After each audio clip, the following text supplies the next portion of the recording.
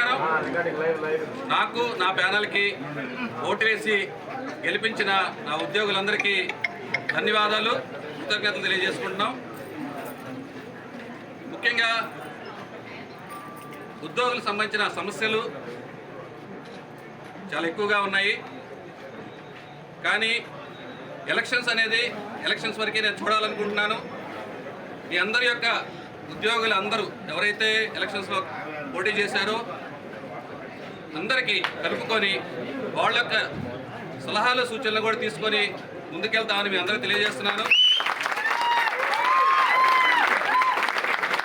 సచివాలయం అనేది ఒక కుటుంబంలో ఏ ఉద్యోగ సమస్య వచ్చినా మా సంఘం ముందుంటుందని గౌరవ ముఖ్యమంత్రి గారు చంద్రబాబు నాయుడు గారు, ఉప ముఖ్యమంత్రి గారు పవన్ కళ్యాణ్ గారు, లోకేష్ గారు అహర్నిశలు కష్టపడుతూ రాష్ట్ర అభివృద్ధి కోసం, పెట్టుబడులు తీసుకురావడం కోసం ఎంతో కృషి చేస్తున్నారు. దానికి మా ఉద్యోగుల పాత్ర చాలా అవసరం ఉంది. వాళ్ళకి వెన్నుదన్నుగా నిలవాల్సిన అవసరం ఉంది.